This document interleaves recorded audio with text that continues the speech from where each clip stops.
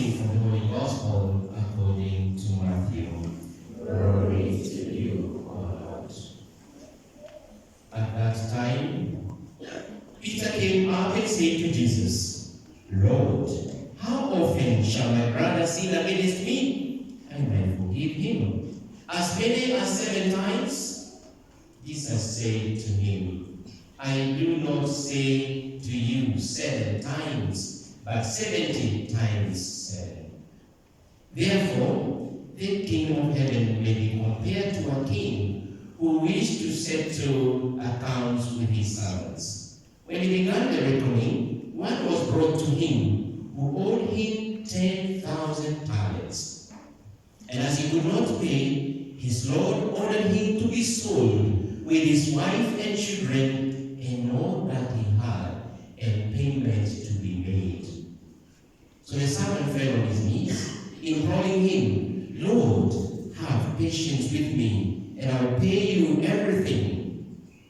And out of pity for him, the Lord of that servant released him and forgave him the debt.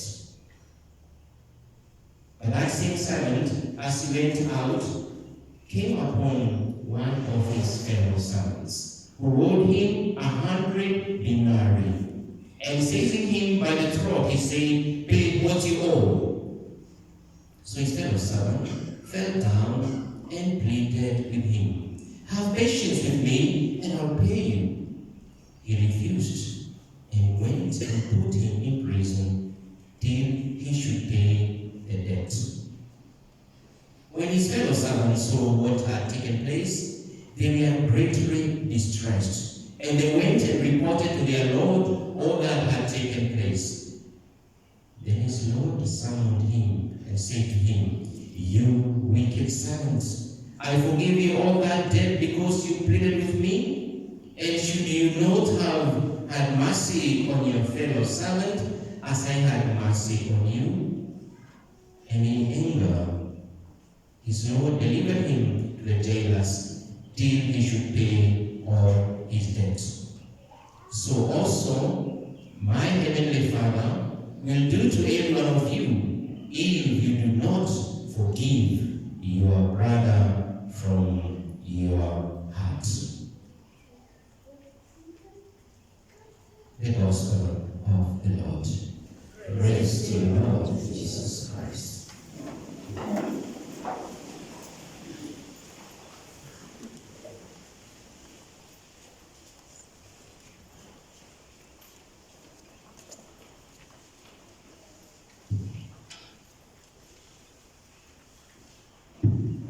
The Lord is compassionate and gracious, slow to anger, and rich in mercy. Anger and wrath, these are abominations. None of us lives to himself, and none of us dies to himself.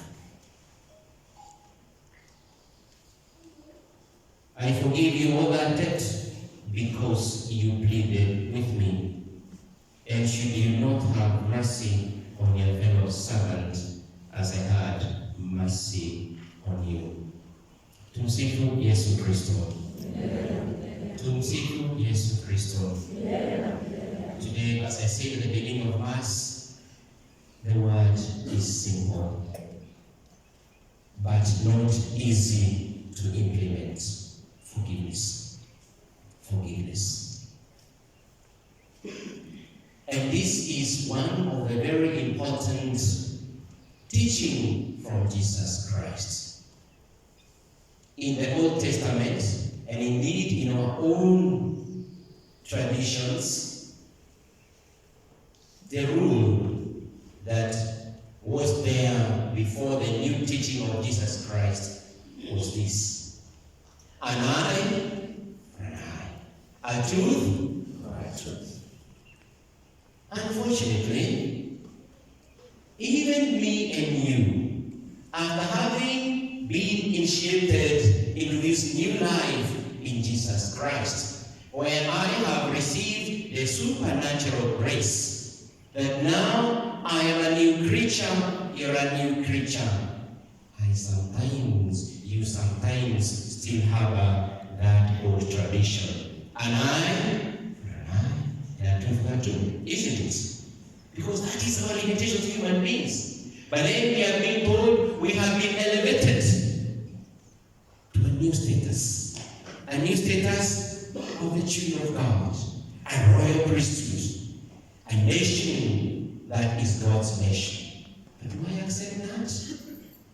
The disciples, the apostles led by St. Peter, as they were following their master, they now realized that they were the close friends of Jesus. And therefore they wanted to be good with Jesus. And they wanted to tell Jesus, you know Jesus, we know the law.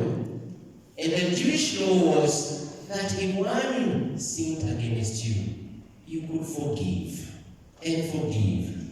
Up to how many times? 7 times. In fact, if you read the Old Testament, you'll see 7 is a very important number. 7 is very important. That even the slaves who had been sold, the land that had been leased out, after 7 sabbaticals, that's ever says 49 years, on the Jubilee year, the 50th year, all the slaves would be freed. The land that had been leased out would be given back to the owners. In fact, 7 was a number that would bring back the status quo. For what we see today in the current language, factory settings. Factory what? Settings. And everything begins anew. So Peter was very categorical, and he knew that once you forgive 7 times, that is enough. Then we could go to what we were reflecting last Sunday, that when somebody has not listened to you and you're trying to get even with him, then call 2 or 3 people, take him to the church, they are not listening, then you do what? You let him be like one of the Gentiles. And therefore, being a Gentile, one would not be taken in the Jewish culture. He would be a foreigner. But the Lord says this. And remember that time, he was still teaching. He had not reached the end where he would really strongly talk about forgiveness. What does he tell Peter? I do not tell you 7 times. But I tell you what? 7 times. Is that an easy teaching? Is it an easy teaching? It is not easy. It's almost as difficult as their teaching when Jesus Christ is teaching about the Eucharist in John chapter 6, when he tells those who are following him, if you want to be my followers, you must eat my flesh and drink my blood. And many people, so very difficult. And in fact, they started going away. They started leaving Jesus. And Jesus even turned to the 12 and asked them, do you also want to go? It was very difficult. My brother and my sister, is it easy to forgive 7 times? I always reflect and ask ourselves. Sometimes even our parents, even ourselves to our parents, maybe we can forgive 1 time, isn't it? 1 time. 2 times. 2 times ish, isn't it? And if you find one who can forgive 2 times, the last time comes, unasema nini? Umenizoea, isn't it? Umefanya nini? Umenizoea. So how are we going to reach to 7 times and then 70 times 7? It is a difficult teaching. Yet, that is what makes me, and you agree? Christian. That is the difference between me and another person who has not received the supernatural grace. That's the difference between you and that other person who has not been baptized. Don't we pray every day the prayer that the Lord taught us, Sala ya Bwana. And we always say, tusamehe makosa yetu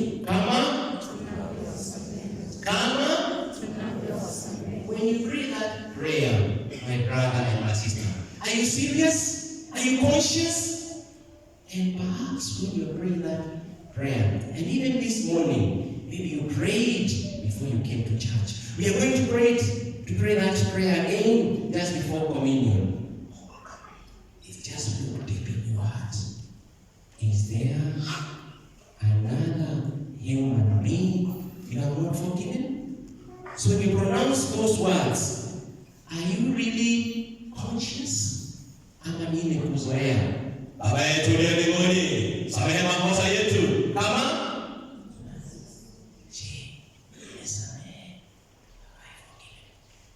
that is the question today. Even from the first reading, how do I ask for forgiveness if I have not forgiven others? Yes, I have met people who say, Father, in a need to tell me what? This one I'll never forgive. And ask myself before I ask them, you are saying this one you cannot forgive. And because they have come to see me because they are Christians, I first of all want to process that. Are they really Christians? Because they're telling me, Father, here, tuongee mengine, lakini si, and they're Christians. But thank God, many times when we discuss over a long time, not one session, but different sessions, then somebody is able to see, yes, I'll forgive. Yes, it is painful, I'll forgive my parent. It is painful, I'll forgive my son. I'll forgive my daughter. I'll forgive my neighbor. I'll forgive my ex. Unacheka ni kweli.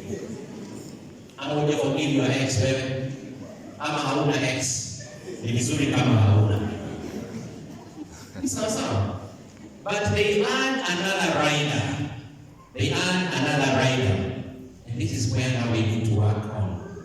Father, nitasamehe lakini sitasahau.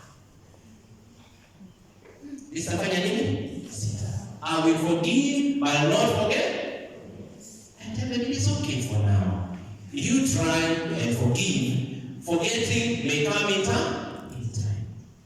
But what does it mean to forget?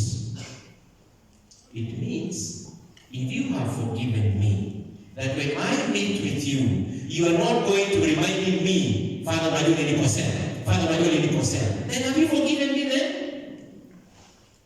And it is what Jesus Christ is telling us on the cross. And I want us to focus ourselves on the crucifix. The crucifix of Jesus Christ.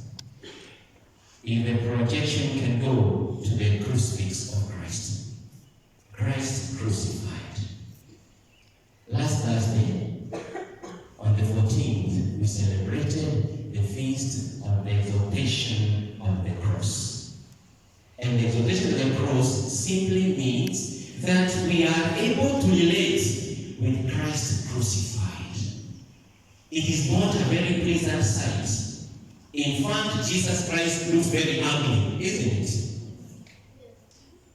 In the instant when he was crucified at Golgotha, it was a bloody incident, full of blood, a tired Christ who was there hanging on the cross. But on the cross, there was a very powerful prayer.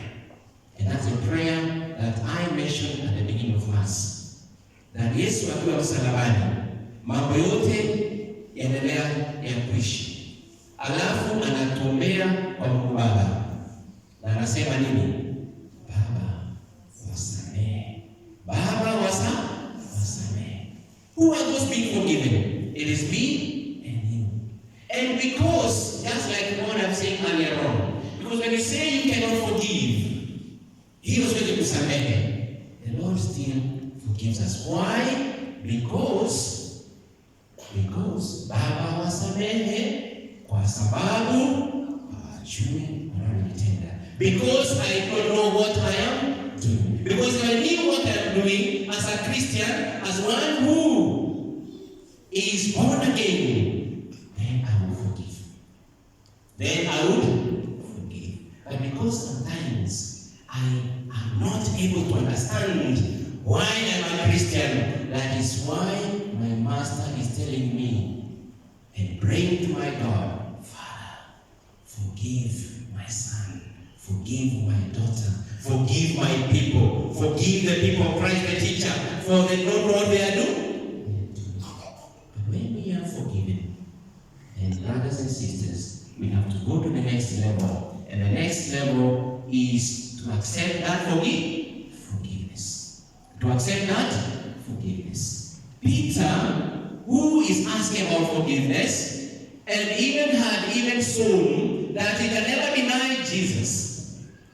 How many times did he deny Jesus? 7. And how many times? 3 times. 3 times. But when he realized that he had sinned, did he repent? Yes, he did. He cried a lot, knowing that he had betrayed, he had gone against his oath of following Jesus. So when I realized I am a sinner, and I am praying, let me pray that prayer consciously and from the heart. Let me pray that prayer of the Father sincerely from my heart. Forgive me my sins as I do what? As I forgive others. The parable that Jesus gives in the Gospel of St. Matthew would look very strange. But the second servant, who owed the servant only 100 denarii, it was not little money. It was like wages of about maybe 30 days. So it was quite a lot for that servant. 100 denarii would have been wages for about 30 days. And therefore, this servant felt aggrieved because this man had not paid him. But remember, he owed his master how many talents? 10,000 talents. And that was wages that would go for maybe about 3.5 years. And he has been forgiven. He has been forgiven. But he doesn't see his forgiveness. He's only seeing the debt of the other. Is it not like what Jesus Christ says? We see the splinter in our neighbors, and don't see what? The log in our eye. Yes, it is true. We always want to carry ourselves holier than thou. I am better than them, and therefore today, Jesus Christ is inviting me in a very special way, as we pray the prayer of the Father, the Lord who is gracious and abundant in mercy, to forgive me my sins. Meaning when we pray that prayer, not only today, but always seek to pray it consciously. And if I have not forgiven, let me be like what Christ again tells us. If I am coming, and we are going to offer our offerings soon, isn't it? And he tells me, if I am going to offer an offering at the altar, and I remember, because sometimes we don't remember, and I remember that I have something against my brother and my sister, what should I do? I should put my offering aside. Because remember, we are offering, and later on, we are going to be praying, forgive us our sins. So how will that offering help me to forgive others? Yes, I am offering, and I remember that I have something against my brother, my sister, my parent, my children. Let me keep my offering aside. Go and be reconciled with the other person. Then they can offer. Let us therefore today, looking at the cross of Jesus, who was exalted, who was crucified for my sake, and remember that from our readings today from the book of Sirach, we have been told, does a man have anger against another and yet seek for healing from the Lord? Does he have no mercy towards a man like himself and yet pray for his own sins?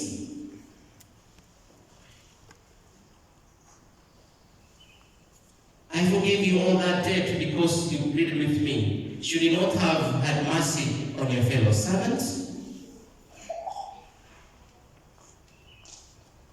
No one of us gives to himself, and none of us dies to himself. We are in the presence of the living God, the forgiving God, the one who